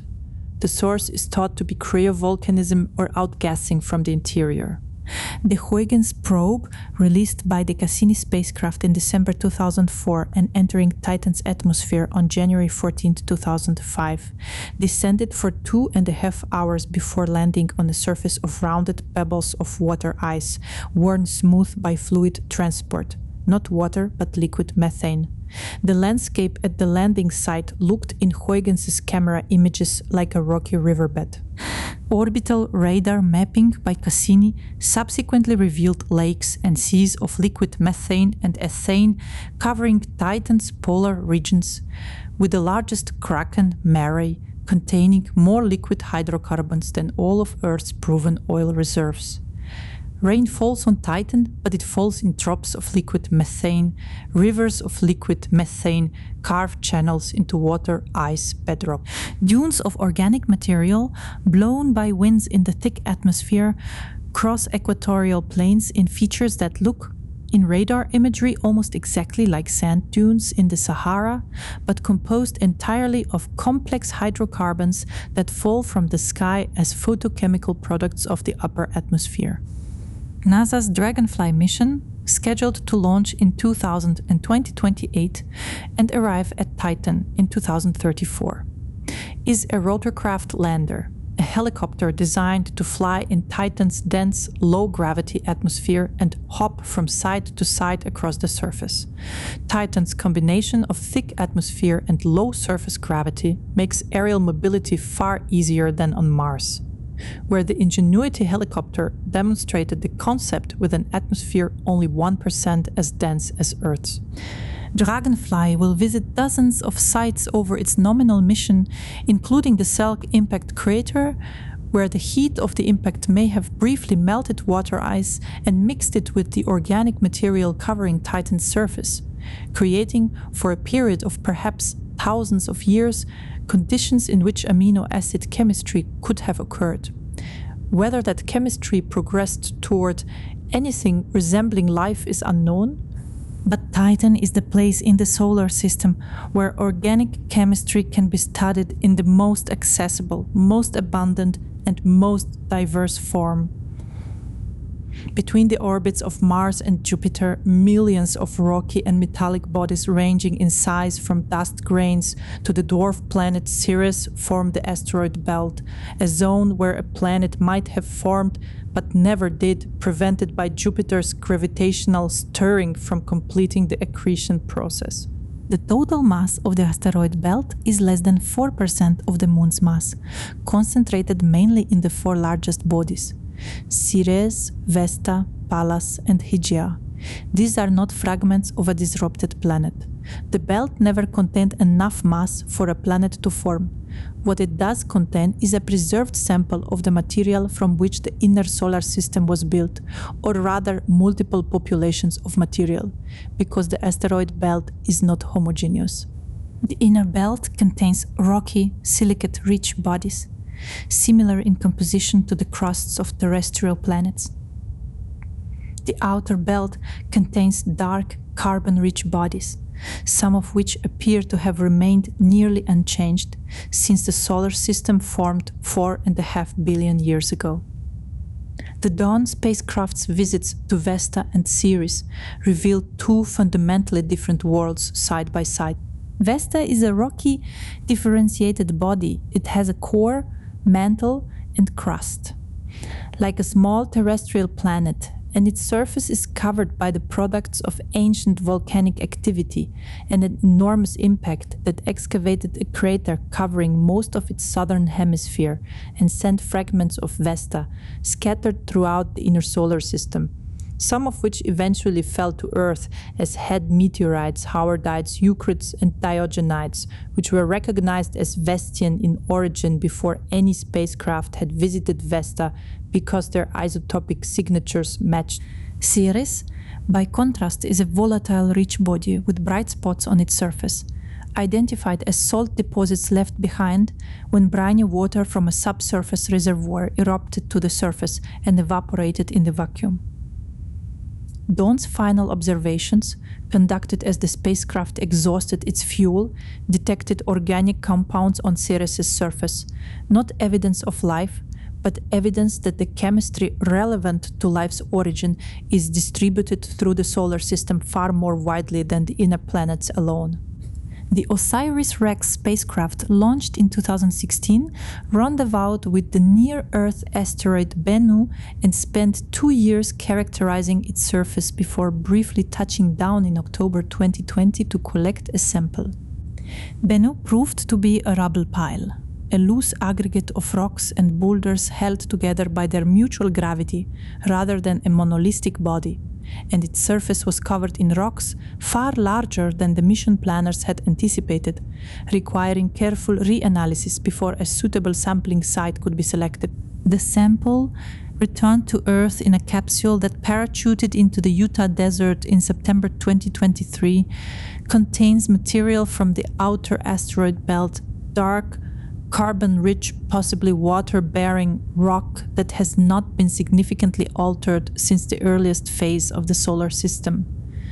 Analysis of this material in Earth laboratories will constrain models of how organic molecules were delivered to the early Earth and what role carbonaceous asteroids played in making our planet habitable.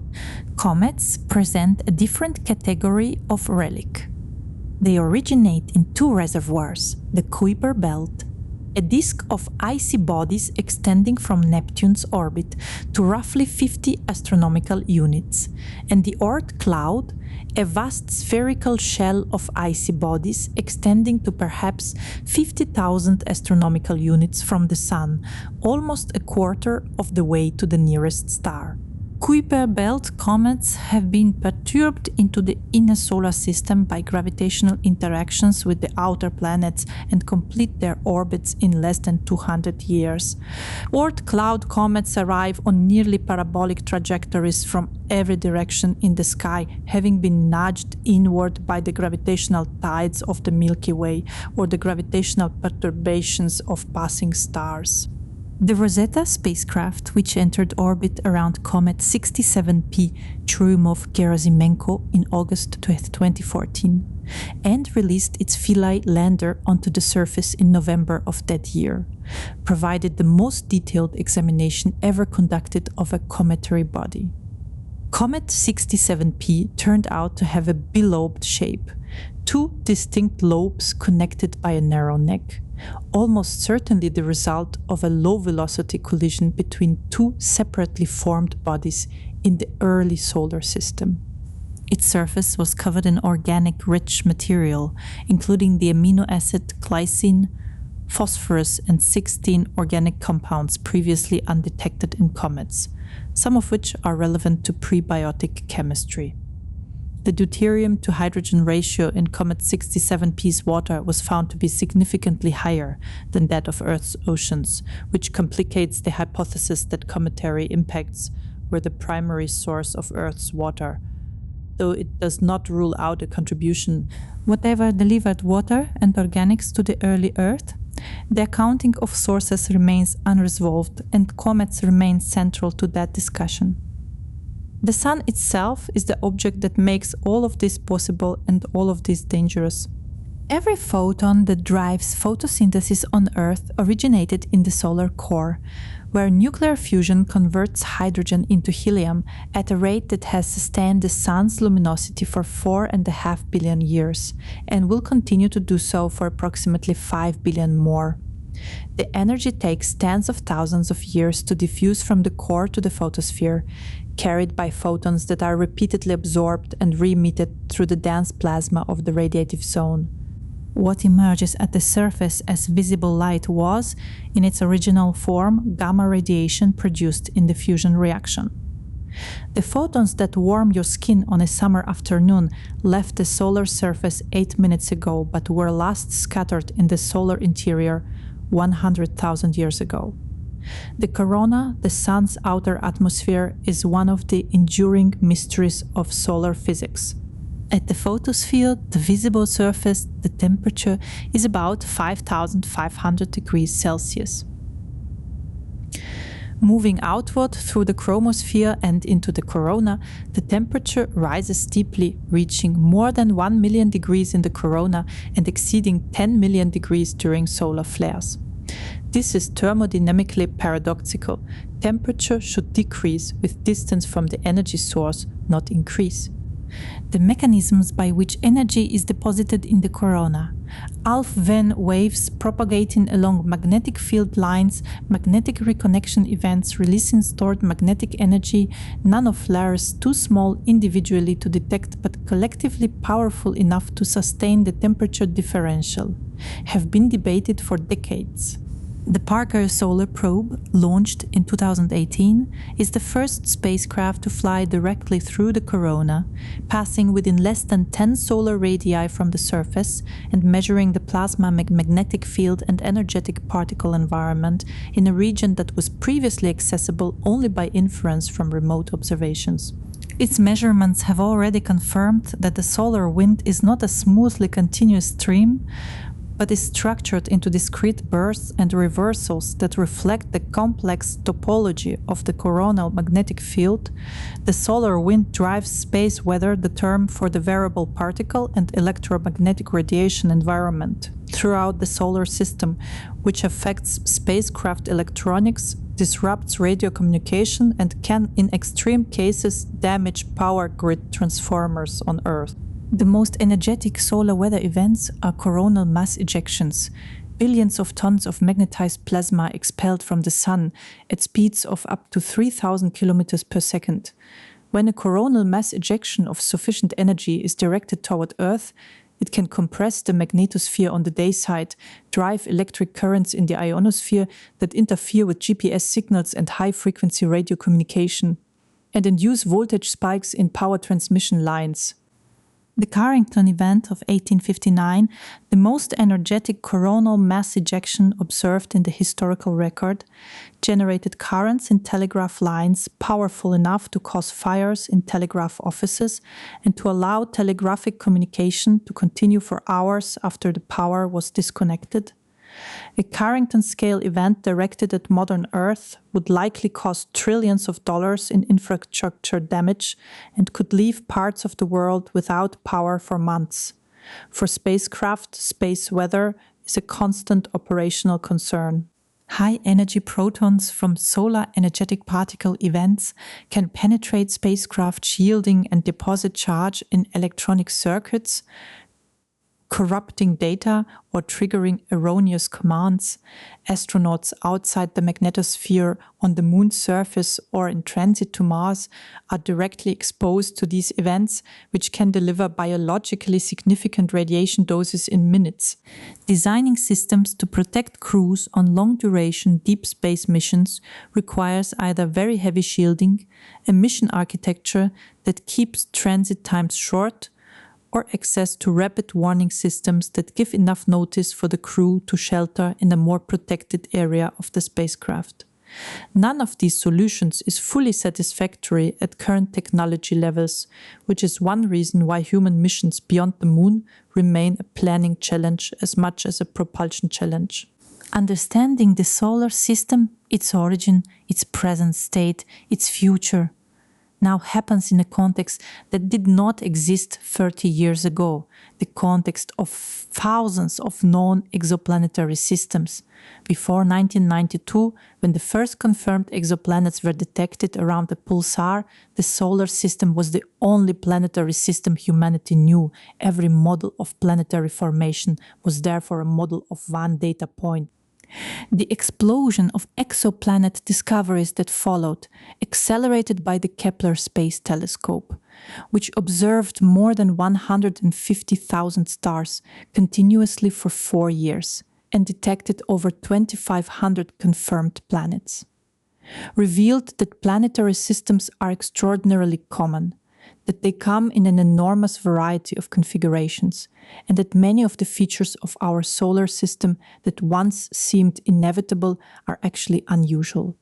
Hot Jupiters, gas giant planets orbiting closer to their stars than Mercury orbits the Sun, have no analog in our solar system, but were among the most common first discoveries, because they are the easiest to detect. super-Earth planets with masses between 1 and 10 times Earth's, for which we have no local example, appear to be the most common type of planet in the galaxy. Systems with multiple planets packed into orbits closer than Mercury's are common.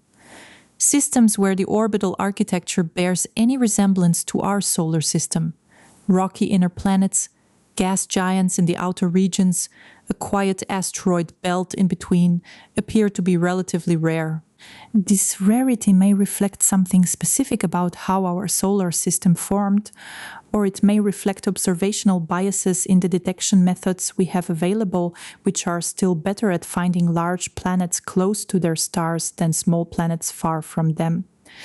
What the exoplanet census has established beyond reasonable doubt is that the universe is not short of planets and that many of them receive stellar radiation in ranges compatible with liquid water at the surface. The TESS mission, launched in 2018 as Kepler's successor, monitors almost the entire sky and has identified thousands of planet candidates, many of them small rocky worlds orbiting nearby stars. The James Webb Space Telescope has begun characterizing the atmospheres of some of these worlds, detecting carbon dioxide in the atmosphere of a super-Earth orbiting a distant star, the first direct detection of atmospheric carbon chemistry in a rocky exoplanet. The sensitivity of Webb is not yet sufficient to detect biosignatures, the spectroscopic fingerprints of biological processes in an Earth-sized planet around a sun-like star. But the instruments planned for the next generation of ground-based telescopes with mirror diameters of 30 to 40 meters may push atmospheric characterization to the point where oxygen, methane, and nitrous oxide gases that are overabundant in Earth's atmosphere, specifically because of biology, could be detected in nearby planetary systems within the coming decades. Whether any of those atmospheres actually harbor life is a question that measurements alone may struggle to answer definitively. A detection of atmospheric oxygen is suggestive but not conclusive. Abiotic processes can produce oxygen. A simultaneous detection of oxygen and methane is more compelling, because the two react with each other and cannot coexist in the ratios seen in Earth's atmosphere without a continuous biological source for the methane. But even this combination is not a logical proof of life, merely a probability argument. The search for life beyond Earth, whether in the subsurface oceans of icy moons or in the atmospheres of distant planets, is a search for evidence that must be weighed against alternative explanations, not a search for confirmation of a hypothesis that admits no counter-argument. This is, perhaps, the deepest lesson that the age of planetary exploration has taught.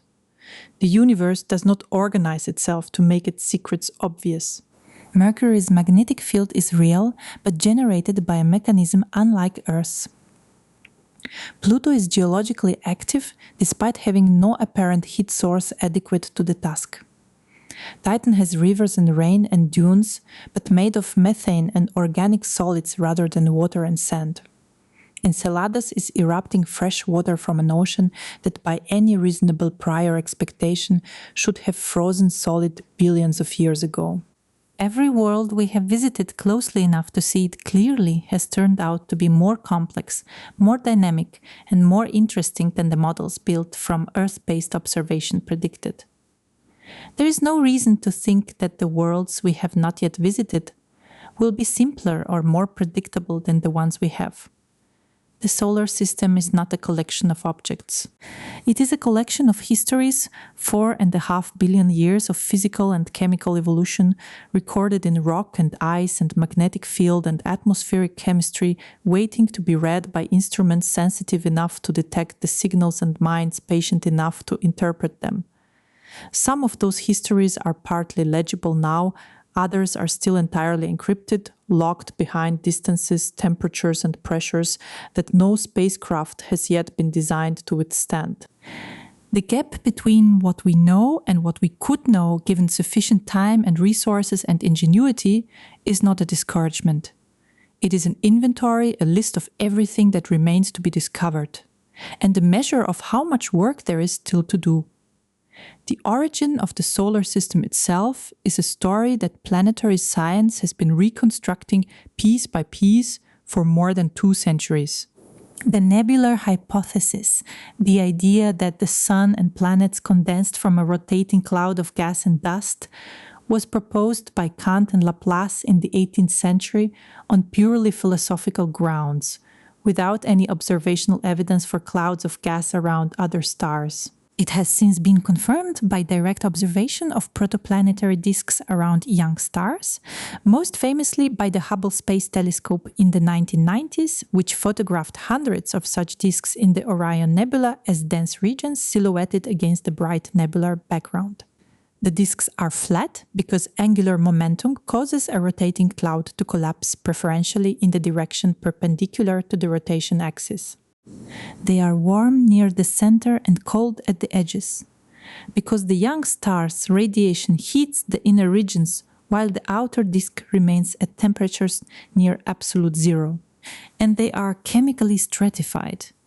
The inner disk is too hot for volatile compounds like water and methane to condense into solid form, while beyond the frost line, the distance at which water can freeze, typically a few astronomical units from the star, ices can accumulate and become incorporated into planetesimals.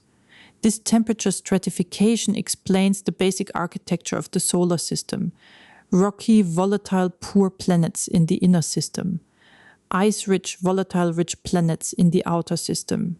But the details of planetary formation within this broad framework remain the subject of active research. How do dust grains grow into pebbles, pebbles into boulders, and boulders into the kilometer-scale planetesimals from which planets eventually formed? The intermediate size range, from roughly a centimeter to a meter, presents a theoretical difficulty called the meter-size barrier, because objects of this size experience strong aerodynamic drag from the surrounding gas and spiral inward toward the star, faster than they can grow by collision.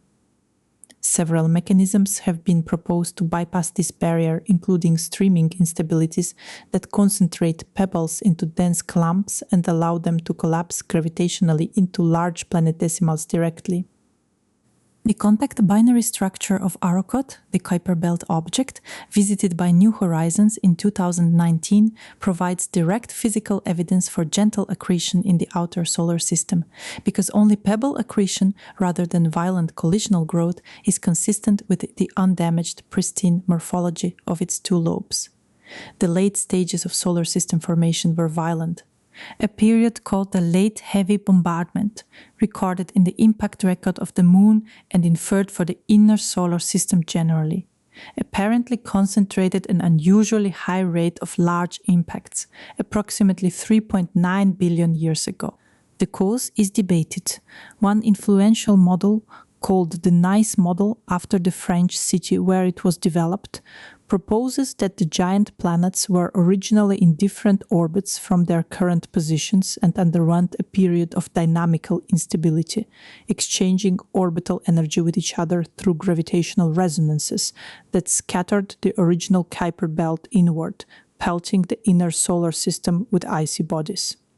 In this model, Jupiter and Saturn reached their current orbital resonance only after this period of rearrangement, and the architecture of the outer solar system today reflects the endpoint of that dynamical reorganization, rather than its initial state. The evidence for this history comes partly from isotopic anomalies in meteorites, tiny variations in the ratios of stable isotopes that record the nucleosynthetic history of the material from which the solar system formed. Calcium-aluminum-rich inclusions found in carbonaceous chondrite meteorites are the oldest known solid material in the solar system, dated by radioactive decay chronometers to 4,568,000,000 years ago. They formed in the hottest regions of the protoplanetary disk, near the young sun, and were subsequently scattered outward or incorporated into parent bodies throughout the solar system. Their survival in primitive meteorites that have never been significantly heated or altered since the solar system's earliest history makes them irreplaceable archives of the physical and chemical conditions in the disk before planetary accretion erased most of the original record. The Earth itself preserves almost none of this early record. Plate tectonics, volcanism, erosion, and the constant cycling of crust into the mantle have destroyed or transformed virtually all rock older than 4 billion years.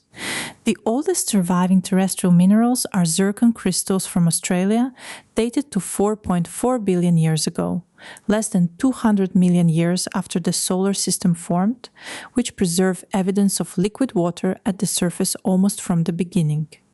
The Moon, by contrast, has no plate tectonics and has been geologically quiet for most of its history, which is why lunar samples collected by the Apollo missions remain scientifically valuable 5 decades after they were gathered. They provide a window into the conditions of the early inner solar system that no amount of Earth-based geology could supply.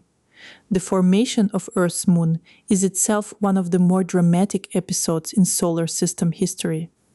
The giant impact hypothesis, now broadly accepted, proposes that approximately 4.5 billion years ago, a Mars-sized body collided with the proto-Earth at an oblique angle, vaporizing a significant fraction of both objects and ejecting a disk of molten material into orbit from which the moon rapidly accreted. The isotopic composition of lunar samples is nearly identical to Earth's mantle in most elements, a constraint that the giant impact hypothesis can accommodate if the impacting body was itself compositionally similar to proto-Earth, perhaps because both formed from material in the same orbital region. The impact also gave Earth its current axial tilt of 23.5 degrees, which drives the seasonal cycle.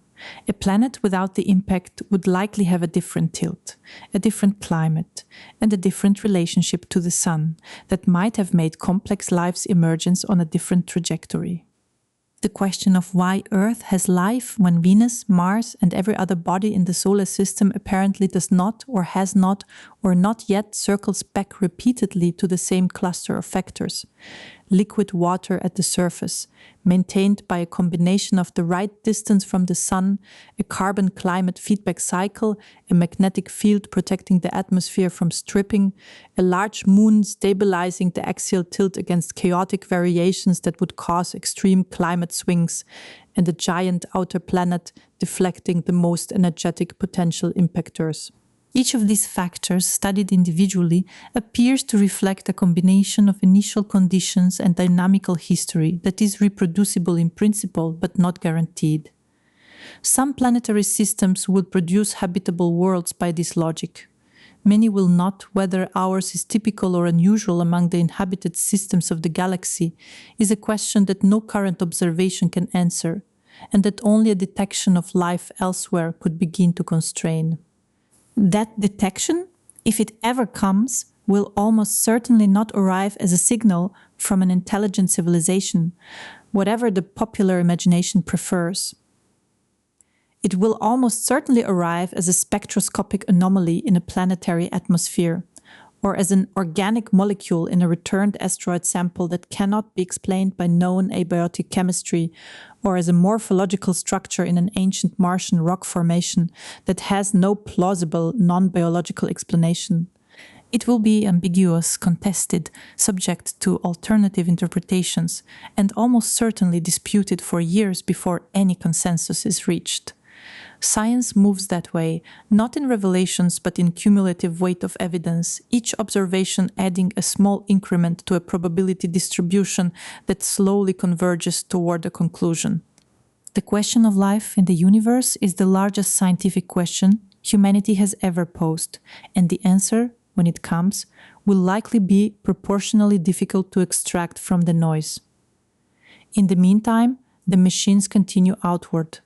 Voyager 1, launched in September 1977, crossed the heliopause, the boundary where the solar wind's pressure is balanced by the interstellar medium, in August 2012, becoming the first human-made object to enter interstellar space. At the time of writing, it is more than 23 billion kilometers from the Sun, still transmitting data from 4 instruments, still operating on the power of its radioisotope generator, which loses about 4 watts of power per year. Contact with Voyager 1 will eventually be lost, probably sometime in the 2030s, when the generator can no longer power the transmitter. The spacecraft will then continue silently, carrying a gold-plated copper disc, with sounds and images selected to represent life on Earth. A message to any intelligence that might find it in the billions of years it will wander through the galaxy. Whether that message is ever received is a question that belongs to a timescale entirely different from the timescale of human civilization. What belongs to our timescale is the accumulation of knowledge that makes the message possible. The maps of Mars made by machines launched from a planet whose inhabitants had not yet walked on their own moon when the project of solar system exploration began. The first planetary spacecraft were launched by people who had never seen another planet up close, who were navigating by analog computers and radio signals and the same principles of orbital mechanics that Newton derived 3 centuries before. The spacecraft operating today are navigated by star trackers sensitive enough to resolve stars that Galileo never knew existed, transmitting data across billions of kilometers to antennas the size of buildings, carrying instruments that can detect a single molecular species in the millionth of an atmosphere of a moon circling a gas giant 5 light minutes away. The distance between those 2 points from the first planetary flyby to the current state of exploration was covered in 60 years. 60 years is not a long time by any standard except the human one. By the standard of the universe, it is an instant. By the standard of the solar system, it is less than the smallest unit the geological record can resolve. Yet within that instant, a species that had never left its home world sent its instruments to every planet, every major moon class, every category of solar system object, and began the systematic characterization of thousands of planets around other stars. The pace of that expansion, measured not in years, but in the density of new knowledge returned per decade, has been accelerating rather than decelerating. Whatever the next 60 years brings, there is no reason to expect the universe to be less surprising, or humanity to be less curious than either has been so far. There is a perspective available only from outside the solar system, one that no human instrument has yet fully achieved, but that mathematics and physics allow us to approximate. From a sufficient distance, all of this, every planet, every moon, every comet and asteroid, the Sun itself, compresses to a single point of light indistinguishable from the billions of other points in the Milky Way.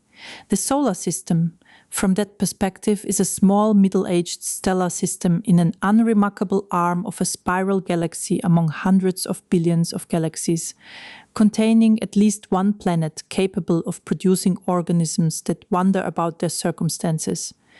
What makes this perspective useful is not that it makes the solar system seem small or insignificant.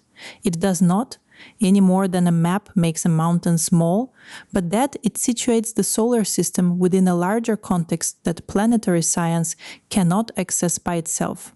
The galaxy is approximately 13 billion years old. The solar system is 4.5 billion years old, which means it formed when the galaxy was already more than halfway through its current lifetime. The stars that formed before the Sun had time to live, die, and seed the interstellar medium with the heavy elements, carbon, oxygen, nitrogen, iron, silicon, that rocky planets and biological chemistry require.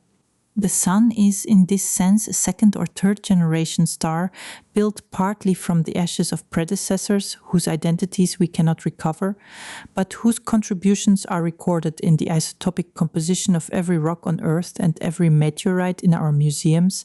The atoms in living organisms on Earth passed through the cores of stars that died before the Sun formed. This is not a metaphor. It is a description of a physical process that stellar nucleosynthesis calculations quantify with precision. The Milky Way contains an estimated 200 to 400 billion stars. If even a small fraction of them host rocky planets in habitable zones, and the exoplanet census suggests that fraction is not small, then the galaxy contains billions of potential settings for chemistry analogous to what produced life on Earth. Whether that chemistry has actually produced life anywhere else, whether any of that life has become complex, and whether any complex life has become technological and curious enough to look outward as we are looking. These questions sit at the edge of what is currently knowable and may remain there for a long time. But they are no longer purely philosophical. They are empirical questions in principle answerable by observation, and the observations that could answer them are being designed and built today. The 30-meter class telescopes now under construction on mountaintops in Chile and Hawaii will be capable within their operational lifetimes of directly imaging rocky planets in the habitable zones of nearby stars and analyzing their atmospheric spectra for biosignature gases. Space telescopes in the planning stages are designed to suppress the light from nearby stars well enough to detect the reflected light of Earth-sized planets in orbit around them, and to disperse that light into spectra detailed enough to identify water, oxygen, and methane simultaneously. These are not proposals for distant future technology. They are funded programs with engineering teams, mirror contracts, and launch windows designed by people who expect to see the results before they retire. Whether those results will include a biosignature detection is impossible to predict. The probability depends on how common life is, which is what the observation is designed to determine. But the direction of travel is clear. 60 years ago, we did not know what any planet looked like up close. 30 years ago, we did not know that planets existed around other stars. Today, we are designing instruments to read the atmospheric chemistry of Earth-sized exoplanets and wondering whether the spectra will carry the signatures of something alive. Each of those transitions was enabled by technology that a generation earlier did not exist and could not have been confidently predicted. The next transition, whatever it is, will be enabled by the same combination of accumulated knowledge, engineering ingenuity, and the persistent human refusal to accept the limits of what is currently known as the permanent boundary of what is knowable. The solar system is where that refusal began in earnest with the launch of the first planetary probes. It remains where the evidence is most abundant, the objects most accessible, and the questions most tractable. Everything we learn about worlds close enough to visit directly informs how we interpret the signals from worlds we can only observe from light years away. The solar system is not a finished story. It is the chapter we are in, the one where the characters are still learning the rules of the larger narrative, still finding out how many chapters there are, and still discovering, with every mission that arrives at a new destination, that the universe has arranged more complexity and more surprise in this corner of the galaxy than any of its inhabitants previously imagined.